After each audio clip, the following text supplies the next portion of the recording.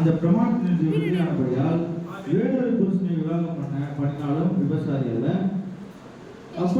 அப்படி போல என் சகோதரரே, நீங்கள் மருத்துவரிலிருந்து எழுந்த கிறிஸ்து என்னும் வேறொருவருடையவர்களாகி தேவனுக்கென்று கனி கொடுக்கும்படி கிறிஸ்துவின் சரீரத்தினாலே நியாயப்பிரமாணத்துக்கு மரித்தவர்களானீர்கள். நாம் மாம்சத்திற்கு இருந்த காலத்தில் நியாயப்பிரமாணத்தினாலே தோன்றிய பாவ இச்சைகள் மரணத்திற்கு ஏதுவான கனிகளை கொடுக்கத்தக்கதாக நம்முடைய அவயவங்களிலே பலர் செய்தது. இப்பொழுதோ நாம் பழமையான எழுத்தின்படி அல்ல, புதுமையான ஆவின்படி ஊழியம் செய்யத்தக்கதாக நம்மை கட்டியிருந்த நியாயப்பிரமாணத்துக்கு நாம் மரித்தவர்களாகி அதிலிருந்து விடுதலையாக்கப்பட்டிருக்கிறோம். ஆகையால் என்ன சொல்வோம்? நியாயப்பிரமாணம் பாவமோ? அல்லவே. பாவம் என்னதென்று நியாயப்பிரமாணத்தினாலே நான் அறிந்தேனே என்று மற்றபடி அறியவில்லை. இச்சையாதிருப்பாயாக என்று நியாயப்பிரமாணம் சொல்லாதிருந்தால் இச்சை பாவம் என்று நான் அறியாமல் இருப்பேனே.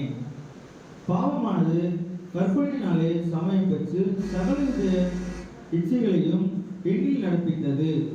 நியாயப்பிரமாணம் இல்லாவிட்டால் பாவம் சென்றதா இருக்குமே.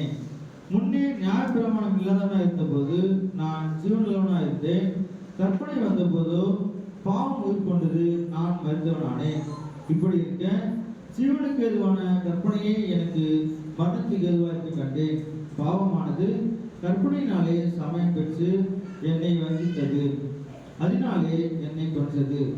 ஆகையால் நியாயப்பிரமாணம் பரிசுத்தம் உள்ளதுதான், கற்பனையும் பரிசுத்தமாயும் நீதியாயும் நன்மையாயும் இருக்கிறது. இப்படி இருக்க நன்மையானது எனக்கு மரணம் ஆயிடுச்சோ?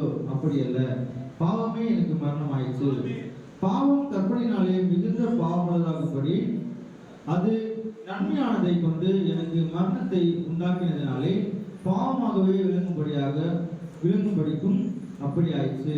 மேலும் நமக்கு தெரிந்திருக்கிறபடி நியாயப்பிரமாணம் ஆவிக்குரியதா இருக்கிறது.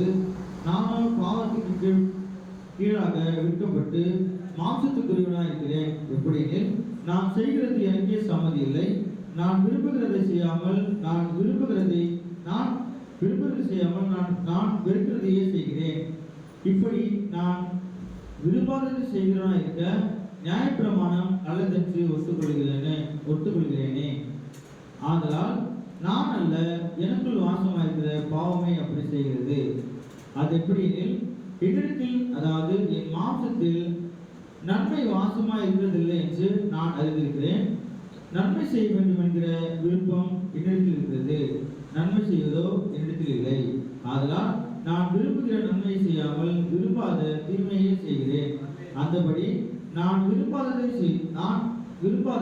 நான் செய்தால் நான் அல்ல, எனக்குள்ளே வாசமாயிருக்கிற பாவமே அப்படி செய்கிறது. அப்படியானால் நன்மை செய்ய விரும்புகிற இடத்தில் தீமை உண்டாயிருக்கிறது என்று ஒரு பிரமாணத்தை காண்கிறேன். உள்ளான மனசுக்கு ஏற்றபடி தேவனுடைய நியாய பிரமாணத்தின் மேல் பிரியமாயிருக்கிறேன். ஆகிலும் என் மனதின் பிரமாணத்துக்கு விரோதமாய் போராடுகிற வேறொரு பிரமாணத்தை என் அவயவங்களில் இருக்க காண்கிறேன். அது என் அவயவங்களில் உண்டாயிருக்கிற பாவ பிரமாணத்துக்கு என்னை சரியாக்கிக் கொள்கிறது. நிர்பந்தமான மனுஷன் நான். இந்த மரண சரீரத்திற்கு யார் என்னை விடுதலையாக்குவார்? நம்முடைய கர்த்தராகிய இயேசு கிறிஸ்து மூலமாய் தேவனை ஸ்தோத்திரிக்கிறேன். ஆதலால் நானே என் மனதினாலே தேவனுடைய நியாய பிரமாணத்துக்கும் மாம்சத்தினாலேயே பாவ பிரமாணத்துக்கும் ஊழியம் செய்கிறேன். ஆனபடியால் கிறிஸ்து இயேசுக்கு உட்பட்டவர்களாக இருந்து மாம்சத்தின்படி நடவாமல் ஆவின்படியே நடக்கிறவர்களுக்கு ஆக்கினை தீர்ப்பு இல்லை. இப்படி இருக்க எவன் அபாத்திரமாய் கர்த்தருடைய அப்பத்தை புசித்து அவருடைய பாத்திரத்தில் பானம் பண்ணுகிறானோ அவன் கர்த்தருடைய சரீரத்தையும் ரத்தத்தையும் குறித்து குற்றமுள்ளவனாய் இருப்பான். எந்த மனுஷனும் தன்னைத்தானே சோதித்தறிந்து இந்த அப்பத்தை புசித்து இந்த பாத்திரத்தில் பானம் பண்ண கடவன். என்னத்தினால் எனில் அபாத்திரமாய் போஜனம் பானம் பண்ணுகிறவன் கர்த்தருடைய சரீரம் என்று நிதானித்து அறியாததினால் தனக்கு ஆக்கினை தீர்ப்பு வரும்படி போஜனம் பானம் பண்ணுகிறான். இது நிமித்தம் உங்களில் அநேகர் பலவினரும் வியாதியுள்ளவர்களுமாய் இருக்கிறார்கள், அநேகர் நித்திரையும் அடைந்திருக்கிறார்கள். நாமே நிதானித்திருந்தால் நாம் நியாயம் தீர்க்கப்படும்.